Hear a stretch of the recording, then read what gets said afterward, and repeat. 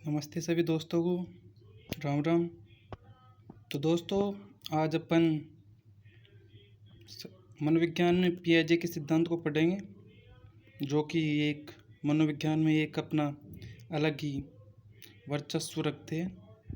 इनके सिद्धांत से हमारे एक या दो क्वेश्चन इनपुट होते हैं और बहुत सारे दोस्तों के इसमें परेशान रहते हैं। तो आज इसको अच्छे से पढ़ेंगे और अच्छे से पढ़ाने की कोशिश करेंगे। बस आप ध्यान से पढ़ना है ना, बिना समय खोए आगे बढ़ते हैं ना। दोस्तों, अगर कभी भी किसी भाई ने चैनल को सब्सक्राइब नहीं किया तो प्लीज़ सब्सक्राइब कर ले। हाँ, तो अपन करते हैं श्री गणेशाय। देखो, जो अपने पियाजे जी थे, उन्होंने फर्स्ट बात तो क्या ध्यान रखने अपने को कि भाई इन्होंने जो अपना सिद्धांत दिया था ना, उसमें इन्होंने कौन से पक्ष का अध्ययन किया था? संज्ञानात्मक पक्ष का अध्ययन किया था। फर्स्ट बात ध्यान ये रखनी है कि इन्होंने संज्ञानात्मक पक्ष का अध्ययन किया था।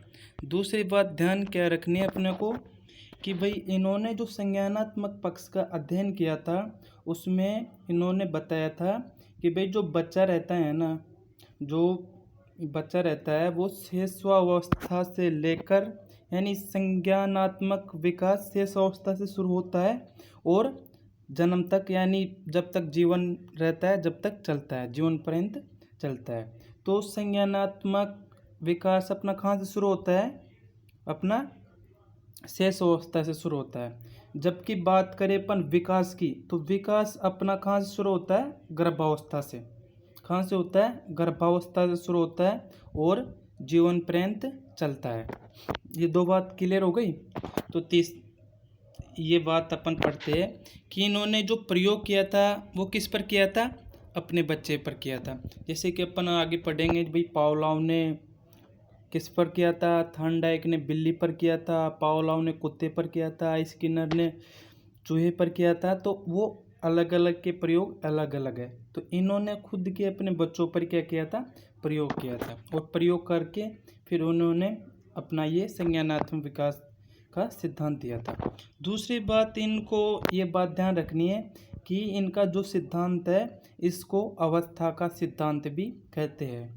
क्या बोलते हैं? अवस्था का सिद्धांत, क्योंकि इन्होंने 4 अवस्थाएं बताई थी और इन्होंने बताया था कि बच्चा अपनी आयु के अनुसार सीखता है।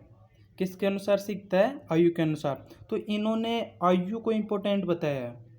विकास का जो सिद्धांत दिया था उसमें इन्होंने आयु को महत्वपूर्ण बताया कि जैसे जैसे बालक बड़ा होता चला जाता है वैसे वैसे वो सीखता चला जाता है।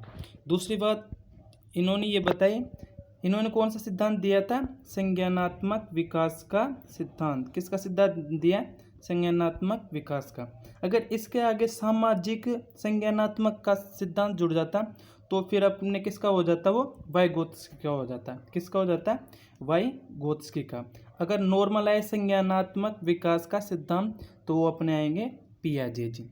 यहाँ तक क्लियर हो गया होगा जहाँ तक सभी का। आगे पढ़ते हैं ना। तो देखो, मैं आपको समझा दूँ कि भाई जो इन्होंने सिद्धांत दिया था वो सिद्धांत, देखो फर्स्ट बात ये ध्यान रखनी है अपने को, भाई संज्ञान, इस संज्ञान कब से शुरू होता है? ये शुरू होता है अपना शैशवावस्था से। कब होता है?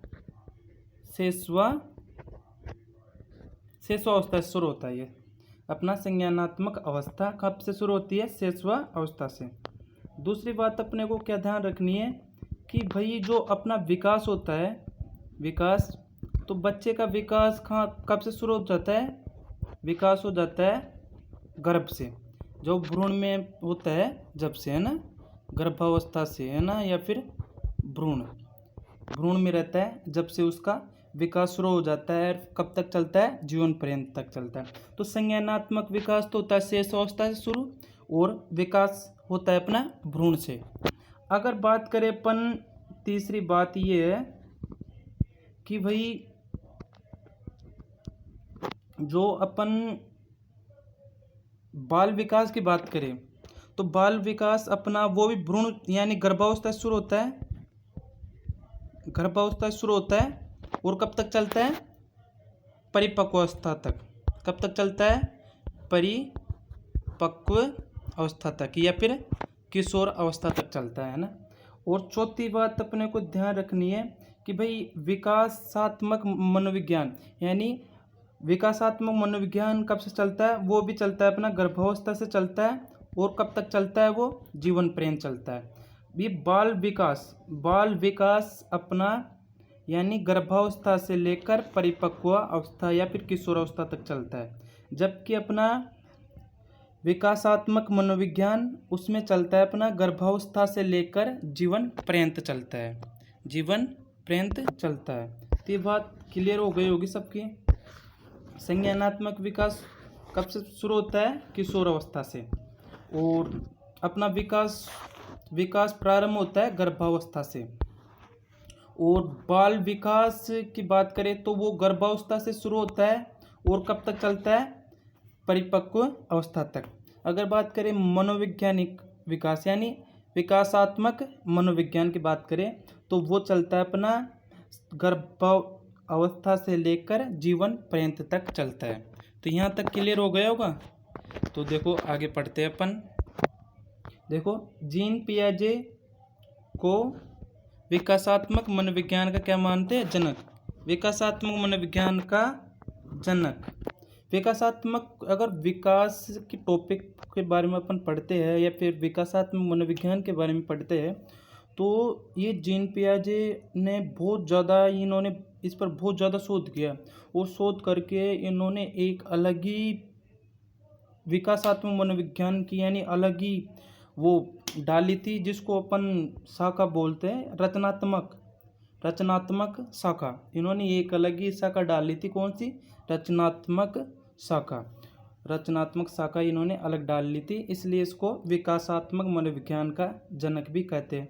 विकासात्मक मनोविज्ञान का जनक क्यों कहते हैं, क्योंकि इन्होंने विकास मनोविज्ञान में सबसे ज़्यादा सहयोग या फिर सबसे ज़्यादा खोज किसी ने बताई है तो वो अपने जीन पियाजे जी थे, इसलिए इसको क्या बोलते हैं, विकासात्मक मनोविज्ञान का जनक। देखो इनके जन्म के बारे में देखो सन तो ज़्यादा याद नहीं रखनी, पर याद रखने पर 1886 में बहुत पहले बता दिया था इन्होंने, इसलिए कोई भी पहले सिद्धांत देते हैं उसको जनक या फिर आदि पुरुष या फिर पिता बोलते हैं, कोई भी बताता है तो, है ना। तो इन्होंने विकास के बारे में पहले बताया और बहुत ज़्यादा बताया, इसलिए इसको विकासात्मक मनोविज्ञान का जनक माना जाता है। कहाँ के रहने वाले थे ये, स्विट्जरलैंड के रहने वाले थे। कहाँ के रहने वाले थे, स्विट्जरलैंड के रहने वाले थे। देखो कनाडा सबसे ज़्यादा रहने वाले मनोवैज्ञानिक अपने अमेरिका के हैं, स्विट्जरलैंड के अपने एक तो जीन पियाजे जी है, और कनाडा के रहने वाले और रूस के रहने वाले। तो अपने को ये ध्यान रखना है कि ये स्विट्जरलैंड के रहने वाले थे। दूसरी बात अपने को क्या ध्यान रखनी है कि इनकी एक फेमस पुस्तक है the language of thought of the child, यानी छोटे बच्चे भाषा के बारे में क्या सोचते हैं ना।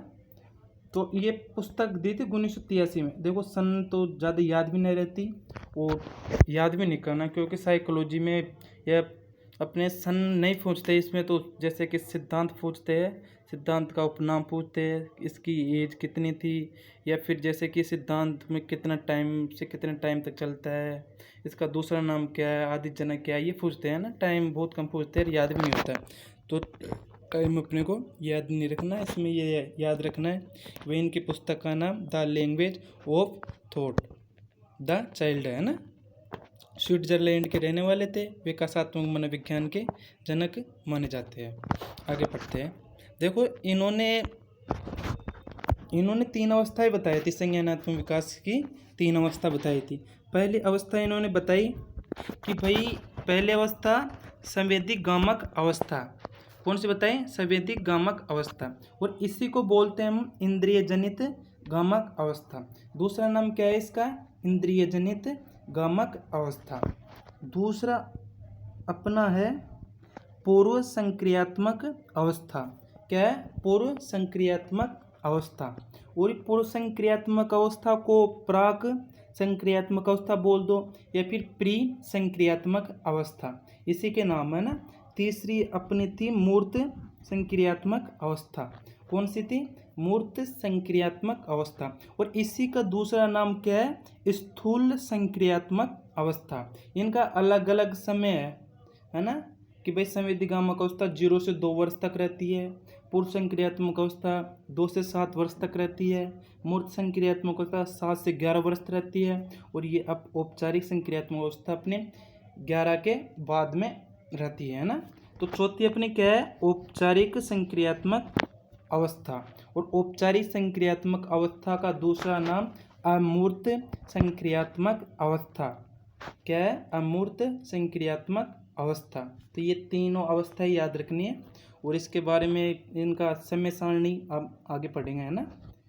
तो ये इनकी समय सारणी है। फर्स्ट बताया था ना कि भाई संवेदीगामक अवस्था रहती है, इनका टाइम समय कितना रहता है? 0 से 2 वर्ष। ये ध्यान रखना है अपने को। क्या ध्यान रखना है? 0 से 2 वर्ष। और इसका दूसरा नाम क्या है? इंद्रिय जनित गामक अवस्था। दूसरी अपनी थी, इसका टाइम कितना है? 2 से 7 वर्ष तक। और इसका दूसरा नाम क्या था? प्री संक्रियात्मक अवस्था या फिर प्राक संक्रियात्मक अवस्था या फिर पूर्व संक्रियात्मक अवस्था, और इसका टाइम था 2 से 7 वर्ष। तीसरी अपनी मूर्त संक्रियात्मक अवस्था या फिर इसका दूसरा नाम है स्थूल संक्रियात्मक अवस्था। इनका टाइम रहता है 7 से 11 वर्ष तक। और अपनी चौथी है, यहाँ से अपने ज़्यादा क्वेश्चन पूछता है ये मूर्त संक्रियात्मक अवस्था से, है ना। तो इसको थोड़ा ध्यान से पढ़ना है अपने को ना, वैसे इंपॉर्टेंट तो सभी है। औपचारिक संक्रियात्मक अवस्था है अपनी चौथी। तो इन्होंने इसी का दूसरा नाम अमूर्त संक्रियात्मक अवस्था है, और इसका टाइम समय 11 से 14 वर्ष तक। 11 से 14 वर्ष तक। अब देखो इसको ऐसे समझ लेते हैं। देखो थोड़ी सी मैं आपको थोड़ी गहराई में समझा देता हूँ कि भाई जो ये अपनी फर्स्ट है ना संवेदीगामक अवस्था, संवेदीगामक अवस्था, संवेदीगामक अवस्था, तो इन्होंने इसको कितने भागों में विभाजित किया है? 6 भागों में, 6 उप भागों में विभाजित किया है। इसका टाइम 0 से 2 वर्ष तक रहता है। दूसरी बात अपने को ध्यान क्या रखनी है, इसको क्या बोलते हैं? इंद्रिय जनित गामक अवस्था। इसी का नाम दूसरा क्या नाम है? इंद्रिय जनित गामक अवस्था। दूसरी तो अपनी दूसरी का टाइम पीरियड कितना था अपना? 2 से 7 वर्ष तक। 2 से 7 वर्ष तक। तो इस 2 से 7 वर्ष तक को भी इन्होंने कितने भागों में विभाजित किया है? इन्होंने 2 भागों में विभाजित किया है। कितने भागों में विभाजित किया? 1 और 2। फर्स्ट को इन्होंने किया 6 भागों में विभाजित, 6 भागों में विभाजित किया है। इसका नाम था पूर्व संक्रियात्मक अवस्था। पूर्व बोल दो, प्राक प्री बोल दो, या फिर प्राक संक्रियात्मक अवस्था। प्राक संक्रियात्मक अवस्था इन्होंने कितने भागों में विभाजित किया? फर्स्ट को बोलते हैं अपन प्राक संप्रत्यात्मक अवधि। संप्रत्यात्मक अवधि। फर्स्ट को क्या बोलते हैं? संप्रत्यात्मक अवधि। फर्स्ट का नाम था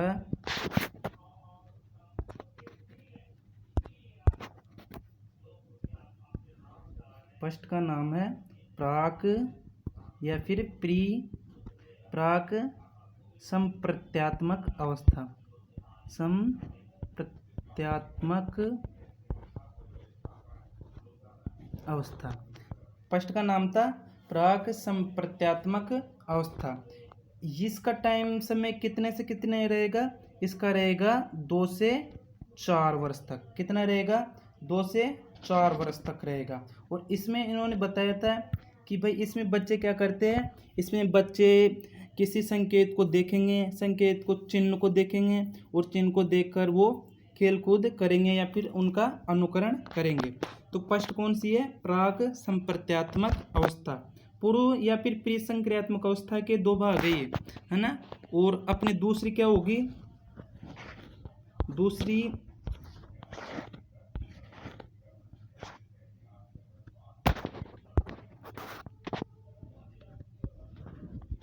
दूसरी हो जाएगी अपनी अंतर्दर्शी अवधि। कौन सी हो जाएगी?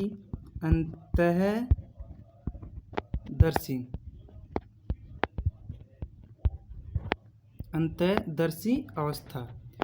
ये प्री या पूर्व संक्रियात्मक अवस्था की दो उप अवस्थाएं है। फर्स्ट थी प्राक संप्रत्यात्मक अवधि, जिसका टाइम समय था 2 से 4 साल तक, है ना, या वर्ष तक, है ना। दूसरी थी अपनी अंतर्दर्शी अवधि, इसका टाइम कितने से कितने रहेगा? 4 से 7 वर्ष तक। कितना रहेगा? 4 से 7 वर्ष तक। और 4 से 7 वर्ष तक। और इसमें क्या करते हैं बच्चे? इसमें जैसे कि बच्चे समझने लग जाते हैं मानसिक प्रक्रिया जो रहती है, जोड़ घटाव गुणा भाग, या फिर उनके रंग इत्यादि के बारे में क्या करने लग जाते हैं? समझने लग जाते हैं। और इसी अवस्था को एक दूसरा नाम और है अनुत्क्रमणीयशीलता या फिर अनुत्क्रमणशीलता। इसका दूसरा नाम क्या है? अनुत्क्रमणशीलता, है ना। तो ये बात अपने को ध्यान रखनी है ना। अपन आगे पढ़ते हैं और आगे अच्छे से समझ में आ जाएगा ना। देखो यहाँ ध्यान से समझना, अगर वहाँ भी समझ में नहीं आया, मैंने जो समझाया था वहाँ भी समझ में नहीं आया, तो यहाँ अच्छे से समझना, अच्छे से और समझ में आ जाएगा। देखो फर्स्ट था अपनी संवेदी गामक अवस्था। फर्स्ट क्या था? संवेदी गामक अवस्था। फर्स्ट अवस्था थी संवेदी गामक अवस्था। इसमें क्या करते हैं? 0 से 2 वर्ष की अवस्था तक अध्ययन किया जाता है। इसमें 0 से 2 वर्ष की अवस्था तक। इस अवस्था में बालक को जो भी कार्य करता है वो अपनी इंद्रियों के द्वारा करता है। किसके द्वारा करता है? वो इंद्रियों के द्वारा। ये इंद्रियों के द्वारा करता है, इसलिए इसको क्या बोलते हैं? इंद्रिय जनित गामक अवस्था। इसी का दूसरा नाम क्या है? इंद्रिय जनित गामक अवस्था। और इंद्रिया कौन कौन सी अपनी? ये सब इंद्रिया आँख नाक कान त्वचा, आँख कान नाक त्वचा, इनके माध्यम से क्या करता है? ये क्रिया करता है, इसलिए इसको इंद्रिय जनित गामक अवस्था भी कहते हैं। देखो कामक, ये कामक क्रिया है ना, गामक क्रिया है ना, गामक क्रिया है। गामक क्रिया कौन कौन से करता है? पकड़ना, जैसे कि अपन छोटे बच्चे के पास में अपनी अंगुली लेके जाएंगे तो उस अंगुली को वो पकड़ लेगा और फिर छोड़ेगा ही नहीं, उसको जोर से पकड़ लेता है वो। दूसरी, अब पकड़ने के बाद में क्या करता है? खेलता है। जैसे कि उसके सामने कोई चमकीली या फिर जैसे कोई चिड़िया या पक्षी आ जाएगा तो उसको देख देख कर वो उसको आनंद की अनुभूति होती है और उससे वो खेलता रहता है। लिखता है, तो ये तो अपने क्या रहता है कि जब बच्चा 2 साल का हो जाता है या फिर जैसे कि वो 1.5 साल के समथिंग हो जाता है, तो उस वक्त वो क्या, जैसे उसको किताब वगैरह दे देंगे तो उसमें क्या पता नहीं क्या लिख रहा है, पेन से चित्र मान देगा, पता ही नहीं रहेगा, इधर उधर वो दिखाई खींच देता है ना। तो लिखना इसमें पूर्ण तरीके से सीखता नहीं है, पर वो यहाँ से लिखना शुरू कर देता है ना। तो इसमें ये ध्यान रखनी है कि भाई इंद्रिय युग के द्वारा कार्य करता है। आगे पढ़ते हैं ना। दूसरी बात, अपनी दूसरी अवस्था है कौन सी? पूर्व संक्रियात्मक अवस्था, या फिर इसी को बोल दे प्राक संक्रियात्मक अवस्था या फिर प्री संक्रियात्मक अवस्था। इसका टाइम समय रहता है 2 से 7 वर्ष तक, है ना। और इसमें क्या करते हैं? बच्चा पड़ोसी बच्चों के साथ खेलता है। बड़ा हो जाएगा, देखो ऐसा बच्चा रहेगा ये, है ना। तो पड़ोसी बच्चे आएंगे, उनके साथ खेलना पसंद करेगा, यानी अनुकरण करेगा, अनुकरण के द्वारा खेलता है ना।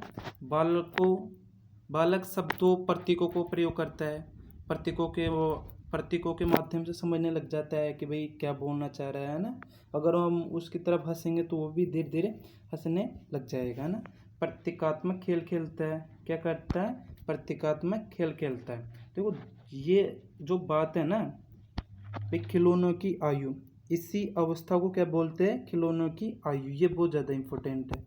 खिलौनों की अवस्था या फिर खेल की अवस्था, ये अपने उत्तर बाल अवस्था को बोलते हैं ना। तो ये ध्यान रखना है कि भाई खिलौनों की आयु कौन सी है? पूर्व संक्रियात्मक अवस्था। और इस दौरान हमें भाषा का विकास प्रारंभ हो जाता है। देखो अपनी कौन सी अवस्था में भाषा का विकास प्रारंभ हो जाता है? तो अपनी है पूर्व संक्रियात्मक अवस्था में भाषा का विकास प्रारंभ हो जाता है, यानी पूर्ण तरीके विकास नहीं होता है, यहाँ से क्या होता है, प्रारंभ होता है। तो ये बात ध्यान रखनी है। इसमें अपने को ज़्यादा ध्यान ये रखना है भाई, इसमें खिलौनों की आयु भी बोलते हैं, इस अवस्था को खिलौनों की अवस्था भी बोलते हैं। आगे पढ़ते हैं। देखो तीसरी थी अपनी मूर्त संक्रियात्मक अवस्था। कौन सी थी? मूर्त संक्रियात्मक अवस्था। और इसी को क्या बोलते हैं अपन? इसी का दूसरा नाम क्या है? स्थूल संक्रियात्मक अवस्था। स्थूल संक्रियात्मक अवस्था। स्थूल संक्रियात्मक अवस्था। इसका टाइम समय रहता है 7 से 11 वर्ष तक। इस अवस्था में बालक चिंतन और तर्क करना शुरू कर देता है। इसमें चिंतन और तर्क करना शुरू कर देता है। जबकि भाषा का विकास शुरू कहाँ से होता है? इससे पहले पढ़े थे ना अपन, उसमें प्री संक्रियात्मक अवस्था में। और इसमें चिंतन और तर्क करना शुरू कर देता है। इस अवस्था में बालक दिन के बारे में बताने लग जाता है, तारीख के बारे में बताने लग जाता है, समय बताने लग जाता है, भाई कितना टाइम हो गया, कितना समय हो गया। महीने के बारे में बताने लग जाता है कि कौन सा महीना चल रहा है, इन सभी के बारे में ये बताने लग जाता है। इस अवस्था में बालक सही अनुपात का अंतर करने लग जाता है कि भाई कौन सी वस्तु अच्छी है, कौन सी बुरी है, उन सब का क्या करने लग जाता है, उनका आकार के बारे में बताने लग जाता है, कौन सा बड़ा है, कौन सा छोटा है। भार के बारे में बताने लग जाता है, 1 किलो का है या फिर 2 किलो का है, इसका भार ज़्यादा है, इसका भार कम है, उसके बारे में बताने लग जाता है। क्रम के बारे में बताने लग जाता है, जैसे कि आरोही क्रम कौन सा है, अवरोही क्रम कौन सा है, घटता क्रम कौन सा है, बढ़ता क्रम कौन सा है। तो इन सभी के बारे में किस में पता चलता है अपन को? मूर्त संक्रियात्मक अवस्था में। और इसमें एक बात और ध्यान रखनी है, इसमें मूर्त चिंतन का प्रारंभ होता है। केवल क्या होता है? मूर्त चिंतन का प्रारंभ होता है। इसलिए ये इसमें मूर्त चिंतन पूर्ण तरीके से नहीं होता है, यानी मूर्त चिंतन का प्रारंभ होता है ना। तो ये भी जहाँ तक स्वास्थ्य समझ में आ गया होगा। और अगर समझ में नहीं आती, एक बार वीडियो को वापस देख लेना धीरे से, है ना, अच्छे से समझ में आ जाएगा। और इनको उतार लेना जो जो अच्छा लगे। जैसे कि अभी क्या करता है बालक, मूर्त चिंतन प्रारंभ होता है, ये जैसे कि जो आपको लगे कि भाई हाँ ये आ सकता है, तो उनको अच्छे से याद कर लेना। वैसे ही मैंने जो मोस्ट है वो लिए है, जो यानी पूरा लिया नहीं है। वैसे परिभाषा या फिर बहुत सारे ने अलग अलग दे रखी है, बहुत सारी थोड़ी दे रखी है, पर मैंने तो जो जो इम्पोर्टेंट है वो लिया है ना। देखो अपनी चौथी और लास्ट है औपचारिक संक्रियात्मक अवस्था। कौन सी है? औपचारिक संक्रियात्मक अवस्था। यह इसका टाइम समय रहता है 11 से 14 वर्ष तक। देखो इसका दूसरा नाम क्या था? अमूर्त संक्रियात्मक अवस्था। क्या था? अमूर्त संक्रियात्मक अवस्था। इसका टाइम रहता है 11 से 14 वर्ष तक। और इस अवस्था में किशोर मूर्त के साथ अमूर्त चिंतन करता है, दोनों करता है। इसमें मूर्त के साथ साथ अमूर्त चिंतन भी करने लग जाता है, यानी स्मरण मनन आदि करता है। स्मरण करने लग जाता है, सोचने लग जाता है, मनन करने लग जाता है कि मेरे को कौन सा कार्य करना चाहिए, कौन सा नहीं करना चाहिए, कौन सा कार्य करने से मेरे को यानी समाज में इज्जत मिलेगी, मेरे लिए सही रहेगा, घर वालों का नाम रोशन होगा। ये सब किसमें चिंतन मनन स्मरण करने लग जाता है, वो रहता है अपनी औपचारिक संक्रियात्मक अवस्था है। फिर अमूर्त संक्रियात्मक अवस्था। इसमें कार्य को कारण समझता है, कार्य का कारण समझने लग जाता है, यानी कार्य में अंतर। भाई कौन सा, मैंने बताया ना भी, भाई कौन सा कार्य करना चाहिए, कौन सा कार्य अपने लिए सही है, कौन सा कार्य अपने लिए गलत है। तो ये सब ये इसमें करने लग जाता है। इसलिए इसको क्या बोलते हैं? तार्किक चिंतन की अवस्था। इसको क्या बोलते हैं? तार्किक चिंतन की अवस्था। ये बात ध्यान रखना, इसको तार्किक चिंतन की अवस्था बोलते हैं। ये बात ध्यान रखनी है अपने को, तार्किक चिंतन की अवस्था बोलते हैं। और ये इसका टाइम रहता है 11 से 14 वर्ष तक। यहाँ से अपनी किशोर अवस्था शुरू हो जाती है ना। और किशोर अवस्था बहुत खतरनाक रहती है, तनाव की, तूफान की, ये सब बताए हैं ना। तो ये सब अपने इसमें आता है ना। तो सभी दोस्तों के समझ में आया होगा अच्छे से। हाँ, तो वीडियो अगर अच्छे से समझ में आए तो शेयर करना, हो सके तो सब्सक्राइब भी कर देना। वैसे बार बार कहने में मेरे को खुद को शर्म आती है कि क्या बोल रहा हूँ, है ना। तो आप आपके हिसाब से अगर अच्छा लगे वीडियो, आपको थोड़ा बहुत भी लगे कि हाँ यार बंदा मेहनत कर रहा है, आपके लिए कुछ कर रहा है, कुछ करने की ठान रखी है, तो आप सपोर्ट करोगे तो मैं एक दिन बहुत अच्छा कर पाऊँगा। अभी मैंने शुरू किया है तो इतना अच्छा नहीं दे पाऊँगा, पर एक दिन बहुत अच्छा दे पाऊँगा ना। ठीक है, धन्यवाद वीडियो देखने के लिए, है ना।